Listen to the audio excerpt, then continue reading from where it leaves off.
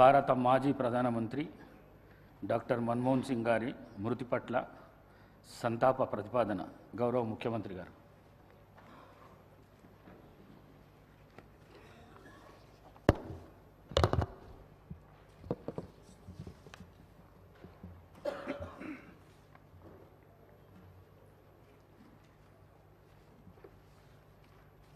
అధ్యక్ష,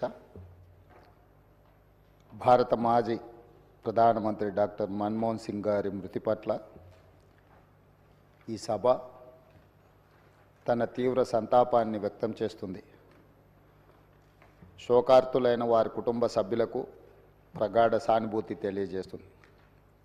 అంతర్జాతీయ ప్రఖ్యాతి పొందిన ఆర్థికవేత్త డాక్టర్ మన్మోహన్ సింగ్ గారు భారతదేశానికి తన విశిష్టమైన సేవలను అందించారు. కేంద్ర ప్రభుత్వ ప్రధాన ఆర్థిక సలహాదారుగా, భారత రిజర్వ్ బ్యాంక్ గవర్నర్గా, ప్రణాళికా సంఘం డెప్యూటీ చైర్పర్సన్గా, కేంద్ర ఆర్థిక మంత్రిగా, భారత ప్రధానమంత్రిగా ఆయన వివిధ హోదాలలో తన సేవలను ఈ దేశానికి అందించారు.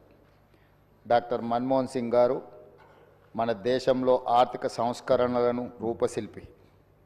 1991 మరియు 96 మధ్య కేంద్ర ఆర్థిక మంత్రిగా ఉన్నప్పుడు భారత ఆర్థిక వ్యవస్థను సరళీకరించి ఆర్థిక స్థితిగతుల దిశను మార్చే నిర్మాణాత్మక సంస్కరణలను అమలు చేయడంలో కీలక పాత్ర పోషించారు.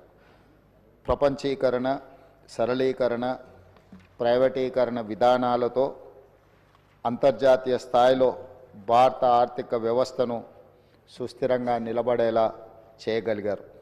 2004 మరియు 2014 మధ్య భారత ప్రధానమంత్రిగా ఉన్న మన్మోహన్ సింగ్ గారు తన పదవీ కాలంలో ఎన్నో చారిత్రాత్మకమైన సామాజిక కార్యక్రమాలకు శ్రీకారం చుట్టారు. కూలీలకు ఉపాధి కల్పించే మహాత్మా గాంధీ జాతీయ గ్రామీణ ఉపాధి హామీ చట్టం, పరిపాలనలో పారదర్శకతను చాటి చెప్పే సమాచార హక్కు చట్టం, ప్రజారోగ్యానికి ప్రాధాన్యం ఇచ్చిన జాతీయ గ్రామీణ ఆరోగ్య మిషన్ ప్రారంభించారు.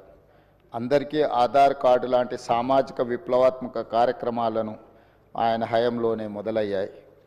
4 కోట్ల తెలంగాణ రాష్ట్ర ప్రజలు డాక్టర్ మన్మోహన్ సింగ్ గారికి ఎంతో రుణపడి ఉన్నారు.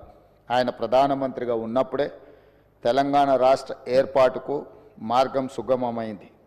2014లో ఆంధ్రప్రదేశ్ రాష్ట్ర పునర్వ్యవస్థీకరణ చట్టాన్ని పార్లమెంట్ ఆమోదించింది. ఎన్నో ఏండ్ల పోరాటం ఫలించి తెలంగాణ రాష్ట్రం ఏర్పడింది. మన్మోహన్ సింగ్ గారు మన దేశానికి, ముఖ్యంగా తెలంగాణకు చేసిన సేవలకు ఈ సభ అపారమైన కృతజ్ఞతలను తెలియజేస్తుంది.